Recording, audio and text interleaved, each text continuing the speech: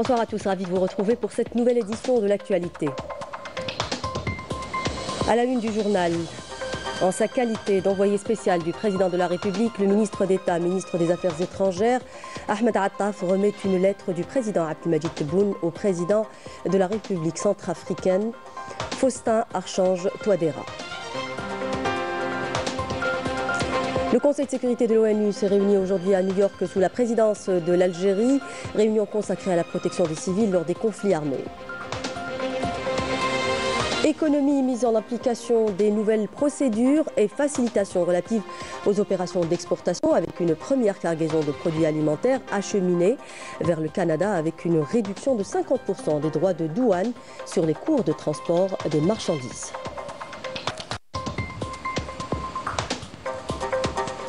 Et poursuite des travaux de la conférence internationale de solidarité avec le peuple sahraoui en présence de plusieurs militants politiques et de défenseurs des droits de l'homme. Les participants ont appelé la communauté internationale à assumer ses responsabilités envers la cause sahraoui.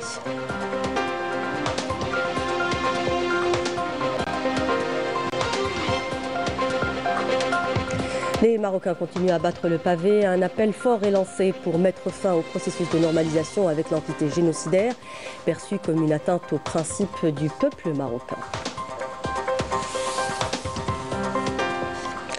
Bienvenue à tous. Tout d'abord, cette visite officielle à Bangui du ministre d'État, ministre des Affaires étrangères, de la communauté nationale à l'étranger et des Affaires africaines. Une visite qu'il effectue en qualité d'envoyé spécial du président de la République. Ahmed Attaf a été reçu ce lundi par le président de la République centrafricaine. À cette occasion, le ministre d'État a remis au président Faustin Archange Touadéra une lettre du président Abdelmadjid Tebboune lui transmettant ses salutations fraternelles, lui faisant part également de son aspiration à continuer d'œuvrer avec lui au renforcement des relations de fraternité, de coopération et de solidarité entre les deux pays.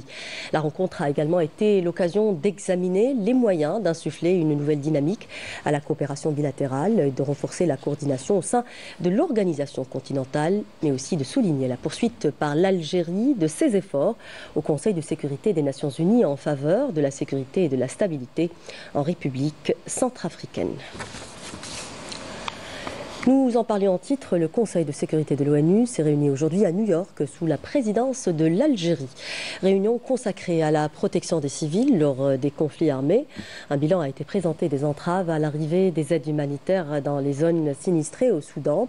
Les discussions ont été axées sur les défis relatifs à la sécurité alimentaire et à la situation humanitaire dans les zones de conflit. Économie dans ce journal avec cette mise en application des nouvelles procédures et facilitations relatives aux opérations d'exportation avec une première cargaison de produits alimentaires acheminés vers le Canada. Ces procédures comportent notamment la réduction de 50% des droits de douane sur les coûts de transport de marchandises vers l'étranger au profit des exportateurs. C'est ce que nous dit Badia Amarni dans ce papier. C'est la première cargaison de produits agricoles frais exportés vers le Canada depuis l'aéroport international d'Alger dans le cadre des nouvelles procédures et facilitations relatives aux opérations d'exportation comportant notamment la réduction de 50% des droits de douane sur les coûts de transport de marchandises vers l'étranger au profit des exportateurs.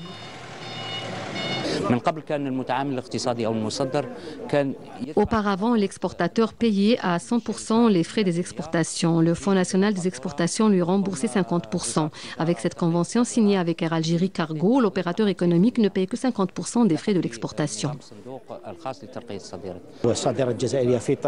Les exportations algériennes connaissent un boom. Les produits algériens sont très demandés sur les marchés internationaux. Nous soutenons la politique des pouvoirs publics. Des oranges, des fèves, des artichauts, pour ne citer que ces produits, sont minutieusement emballés avant d'être chargés à bord d'un avion d'Air Algérie dans le cadre d'une convention signée entre le ministère du Commerce, de la Promotion des Exportations et Air Algérie Cargo. Les produits algériens sont prisés à l'étranger. Ces nouvelles procédures encourageront davantage les exportateurs. D'importantes mesures sont prises par les pouvoirs publics pour accompagner les exportateurs algériens dans leur démarche de placement de produits sur les marchés internationaux, notamment pour ce qui est des produits agricoles frais, de plus en plus prisés par les consommateurs étrangers. Et les exportateurs algériens aspirent à renforcer leur présence sur le marché nord-américain pour promouvoir des produits du terroir, témoin d'un savoir-faire qui séduit au-delà des frontières. D'ailleurs, chaque mois, des tonnes de produits sont expédiés du port d'Alger vers le Canada. À leur tête, des produits agroalimentaires qui occupent désormais une place de choix dans les supermarchés. C'est ce que nous dit Yamina Saïdji dans ce papier. Les saveurs algériennes s'exportent de plus en plus. Au Canada, les produits agroalimentaires algériens occupent désormais une place de choix dans les supermarchés. Derrière ce succès, une chaîne logistique bien rodée. Des tonnes de produits sont expédiés du port d'Alger vers le Canada. On a les produits qui sont ici, qui sont assez ici. Ils doivent passer par des exigences pour être commercialisés ici. J'encourage les entreprises algériennes pour suivre ce PCP, pour faciliter la tâche à commercialiser nos produits. Parce que mon collègue, les produits algériens, c'est des produits de haute qualité. Voilà.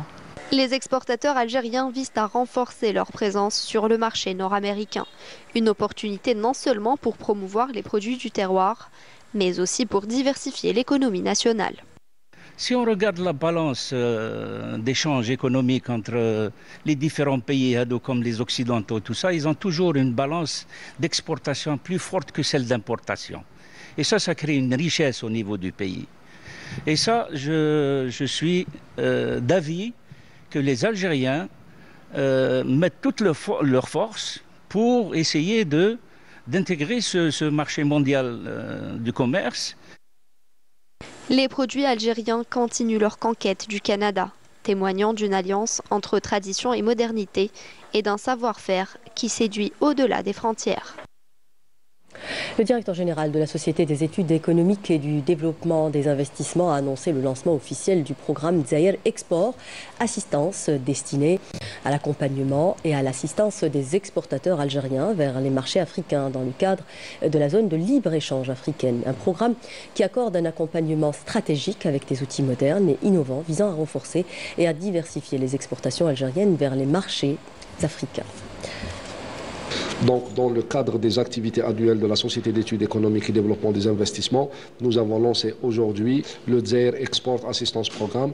Ce programme qui a été spécialement conçu par une pléiade d'experts dans le domaine économique et qui se veut une solution pragmatique pour aider justement les entreprises qui veulent ou qui aspirent à faire de l'exportation vers tout le continent africain, et ce dans le cadre d'exécution des accords de la zone de libre-échange continentale africaine. Donc ce programme, il propose une pléiade de solutions, et parmi ces solutions, c'est l'accompagnement et l'assistance à partir donc de l'idée jusqu'à mettre le produit sur les étalages à travers tous les marchés africains. Bien sûr que l'État et à travers tous les dispositifs tels que le ministère du commerce du commerce extérieur et de la promotion des exportations, et aussi la volonté très très forte de son Excellence Monsieur le Président de la République. Donc nous avons vu qu'il y a une réelle volonté d'aller vers l'exportation. D'ailleurs, si on va un petit peu dans le temps, il y a quelques temps, le président de la République, il a tenu quand même 2 réunions de très très haut niveau concernant les exportations. Et c'est pour l'une de ces raisons que la Société d'études économiques et développement des investissements se veut aussi une main forte pour concrétiser les orientations de son Excellence Monsieur le Président de la République pour sortir d'une économie qui était basée sur la rente pétrolière vers d'autres revenus, vers d'autres économies, et cela pour alourdir la facture à l'export. Économie toujours, le port d'Azeu connaît des extensions. 5 nouveaux quais sont en train d'être réalisés afin d'accueillir les navires à grand tirant d'eau et de promouvoir les exportations, notamment les produits énergétiques et sidérurgiques. Le projet sera livré d'ici fin 2026. Commentaire, Badia Amari.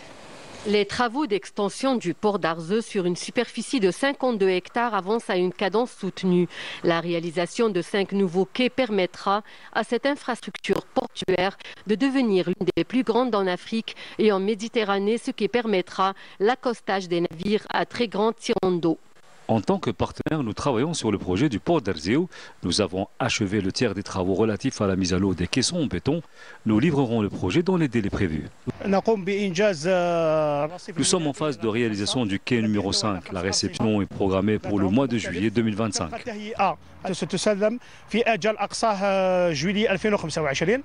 La situation du port d'Arzéo à proximité des zones industrielles et de l'autoroute, en plus de sa capacité de traitement qui dépasse le 1 million de conteneurs par an, le classe comme une infrastructure portuaire névralgique. Le taux d'avancement des travaux est d'environ 40%. Ce projet est destiné à accueillir les navires à grand tirant d'eau et à exporter les produits issus de la zone industrielle.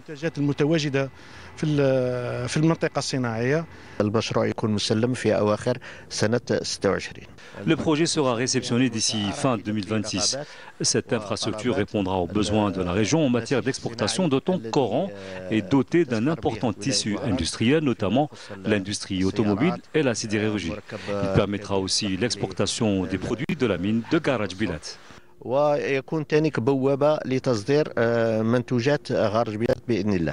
L'extension du port d'Arzéo est un projet d'envergure qui a pour objectif de promouvoir les exportations, notamment les produits énergétiques et de transformation. Les affectations budgétaires allouées au titre de la loi de finances 2025 ont été remises ce lundi à Alger aux différents départements ministériels et organismes publics. La cérémonie de remise des enveloppes budgétaires s'est déroulée sous la supervision du ministre des Finances, Aziz Fayed. Dans son allocution, à l'occasion, Fayed a estimé que 2025 sera l'année de la concrétisation effective de la performance efficace et un défi pour poursuivre les efforts consentis dans le cadre de la réforme de la finance publique et de la numérisation des procédures administratives et pour dynamiser l'économie nationale, encourager l'investissement et améliorer les services publics pour le bien-être des citoyens. Je vous propose de l'écouter. La loi de finances 2025 constitue une étape cruciale vers l'établissement d'une vision stratégique globale visant à renforcer le développement durable. Cette loi, élaborée selon des perspectives économiques claires, comprend une batterie de mesures visant à préserver le pouvoir d'achat du citoyen algérien à travers le plafonnement des prix, la stabilité du marché local, ce qui profitera aux franges vulnérables de la société. Les dernières données de l'Office national des statistiques, le taux d'inflation s'est établi à 4,4% en novembre 2023, confirmant une tendance baissière observée depuis 2024. Une décrue portée, selon les experts, par la stabilisation des prix agricoles, la modération des coûts à l'importation et à l'appréciation du dinar. Le ministre des Moudjahidines et des ayants droit, Laïd Biga, a rencontré à Alger les Moudjahidines et veuves de Chouhada sélectionnés pour accomplir la Umrah au lieu saint de l'islam sous le patronage du président de la République, Abdelmadjid Tebboune, et ce à l'occasion du 70e anniversaire de la Révolution de libération nationale. Lors de cette cérémonie, Laïd Biga leur a transmis les salutations du président de la République, soulignant que cette rencontre intervient en application de ses orientations et témoigne de son intérêt pour cette catégorie et en concrétisation du plan d'action du ministère des Moudjahidines visant à honorer et distinguer les Moudjahidines et Moudjahidettes ainsi que les veuves de Chouhada. Et ouverture ce lundi du 17e Salon international des équipements et services pour la restauration de l'hôtellerie et les collectivités. Horeca Expo 2025 prennent part à ce salon quelques 100 exposants venant de plusieurs pays. Parmi les objectifs de cet événement, mettre en lumière la contribution des startups qui se sont distinguées dans les domaines du design, de la décoration, de la technologie et de la numérisation destinée au secteur hôtelier. Rina Lerari, reportage. Salon de référence pour les professionnels de l'hôtellerie, de la restauration et des collectivités, l'Horeca Expo Algérie constitue une opportunité unique pour les entreprises du secteur d'optimiser leur potentiel et de renforcer leur présence sur le marché algérien. On a commencé tout petit, on a leader de la sonorisation publique adresse en Algérie. On a eu le privilège de réaliser parmi les très grandes prestigieuses installations, les aéroports internationaux, des centres commerciaux, de parcs d'attractions. On a pu aussi décrocher pas mal de projets au niveau des hôtels, publics et privés. La foire HD, on a déjà participé. Ce qu'on attend, c'est beaucoup de clients. On fait le découpage, des ossages, de la mise en carton. c'est la chaîne complète de la transformation des viandes. On fait même des produits transformés, les produits carnés, qui met la viande hachée en surgelé ou là, en boîte de conserve. On dit le ham frais, sous vide, ou le ham surgelé destiné les catering ou les collectivités locales, que ce soit les hôtels ou les traiteurs ou les services du catering. Je propose une large gamme de produits et en participant à cet événement, j'espère nouer de nouveaux partenariats. Par exemple, dans les hôtels et les structures d'hébergement en général, il est courant de servir des cafés accompagnés de petits morceaux de chocolat ou d'accueillir les invités avec les petites boîtes contenant ces douceurs. Le chocolat, des chocolats, très pourquoi pas.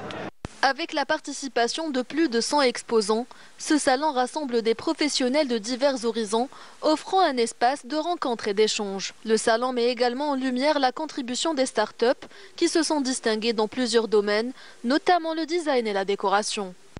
Tout ce qui est autour d'une belle table est aussi accompagné par une belle décoration florale. Nous souhaitons établir des collaborations et aussi une relation étroite avec les professionnels de la restauration, en effet. Aussi, nous formons tout ce qui est maître d'hôtel, car nous avons une école d'art floral. Notre société a récemment créé une filiale ProDesign spécialisée dans l'ameublement et l'équipement d'hôtel. Elle dispose d'ateliers dédiés à la fabrication de meubles capitonnés ainsi qu'à la production de linge répondant aux normes mondiales.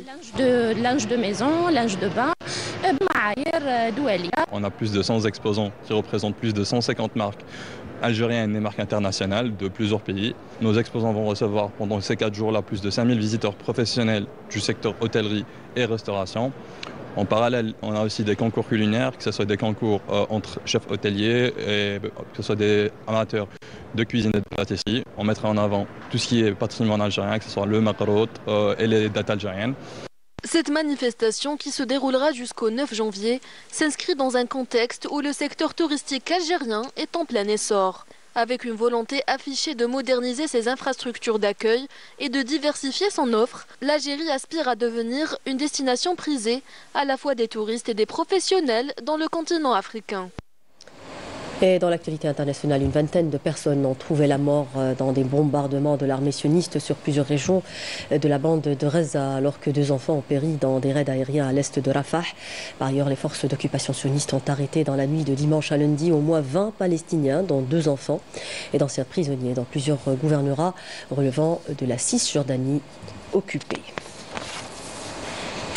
Ouverture hier à Boujdour des travaux de la conférence internationale de solidarité avec le peuple sahraoui en présence de plusieurs militants politiques et de défenseurs des droits de l'homme issus de plusieurs pays du monde. Les participants à cette conférence ont appelé la communauté internationale à assumer ses responsabilités envers la cause sahraoui. C'est ce que nous dit Yannis Saïd Belkacem dans ce papier. À Boujdour, dans les camps de réfugiés sahraouis, la conférence internationale de solidarité avec le peuple sahraoui a réuni des militants et sympathisants venus de 13 pays, donc la Suède, l'Italie, le Japon, l'Allemagne et la Palestine. Un appel unanime a été lancé à l'adresse de la communauté internationale pour assumer ses responsabilités face aux souffrances du peuple sahraoui. Avec ma partenaire, Sana Koutbi, nous parcourons le monde à vélo pour sensibiliser à la question du Sahara occidental. C'est une cause très importante, c'est la dernière colonie en Afrique. Il est très important que les gens viennent voir les camps car c'est une expérience complètement différente et que l'on découvre les réalités sur le terrain. Ils m'ont invité à venir ici pour cette conférence de solidarité et vraiment c'est un travail remarquable qu'ils accomplissent. Ils ont invité des personnes du monde entier, il y en a même qui viennent du Japon. Cette conférence s'étendra sur 3 jours avec l'organisation de plusieurs tables rondes et ateliers portant sur des questions environnementales, le pillage des ressources naturelles sahraouis par l'occupant marocain et la situation des Sahraouis dans les territoires occupés. Les militants sahraouis et étrangers se disent désormais déterminés à porter cette voix dans les instances internationales et à mobiliser davantage de solidarité. Je pense que ce genre de rassemblement est très important pour créer une solidarité internationale autour de notre cause. En fait, mon père a travaillé aux Nations Unies et il a toujours été solidaire avec les réfugiés sahraouis. Cette conférence offre aux participants l'occasion d'être plus au fait du combat du peuple sahraoui pour arracher son droit à l'autodétermination et renforcer la solidarité internationale envers cette cause. Au Maroc, à présent, la colère populaire gronde à travers de nombreuses manifestations. Le peuple exprime son rejet des politiques du Merzen. Un appel fort est lancé pour mettre fin au processus de normalisation avec l'entité génocidaire perçue comme une atteinte aux principes du peuple marocain. Yamina Saïchi. Une colère grandissante s'est emparée du peuple marocain qui réclame avec force la fin de la normalisation avec l'entité sioniste. À travers des manifestations massives, les Marocains dénoncent les crimes commis contre le peuple palestinien, défiant les politiques de répression et d'arrestation arbitraire imposées par le régime du Merzen. Cet accord de normalisation, perçu comme une haute trahison, est désormais une tâche indélébile sur le régime du Merzen que le peuple marocain rejette d'une façon catégorique. Nous réclamons l'annulation de la normalisation, ainsi que la rupture des échanges économiques et politiques avec l'entité génocidaire. Nous voulons apporter un soutien total et sincère à nos frères de Gaza. Nous appelons notre État à mettre fin à ce processus de normalisation qui ne sert que les intérêts de l'ennemi sioniste, aggravant davantage la situation pour nos frères palestiniens. Dans un contexte où les complots sont tissés à travers les conséquences de cette normalisation et les lois imposées au régime du Merzen, le peuple fait face à un avenir incertain, marqué par une détérioration croissante des conditions sociales et économiques. Cela ne fait que révéler l'énorme fossé qui sépare le régime du Merzen et son peuple, condamné à vivre dans l'oubli. Le gouvernement accentue les disparités entre les différentes classes de la société. La flambée des prix est insupportable. Les denrées alimentaires sont hors de prix, ce qui impacte le pouvoir d'achat des citoyens. Plus de la moitié de la population se retrouve sous le seuil de la pauvreté. Les désillusions et les tensions se sont accumulées et asphyxient le peuple marocain, pris dans un étau entre une normalisation avec l'entité sioniste et des conditions de vie désastreuses. Nous terminons avec du tourisme saharien, avec un voyage exceptionnel dans le Tassili Najer, une région souvent décrite par les voyageurs comme une autre planète. La région est aussi connue pour ses sites à couper le souffle et son héritage historique. Une véritable richesse à préserver. Yamina Saïchi.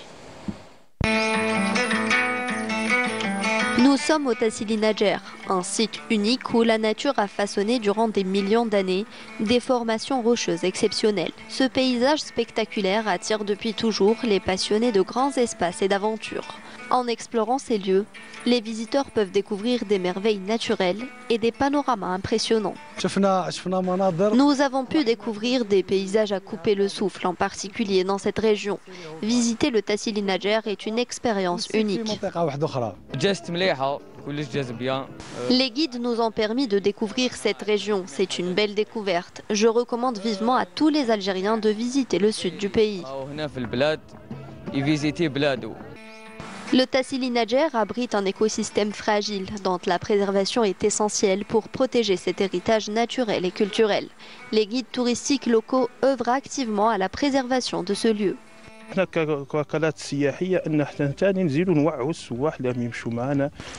Notre rôle en tant que guide touristique est de sensibiliser les visiteurs sur l'importance de préserver le parc national du Tassili Najer.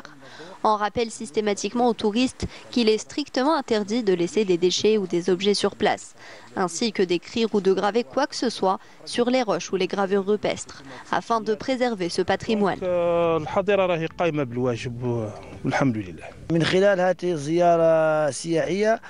À travers les visites touristiques, notre mission est de partager le maximum d'informations sur ce lieu riche en histoire. Nous profitons de l'occasion aussi pour sensibiliser les visiteurs sur l'importance de préserver les lieux touristiques.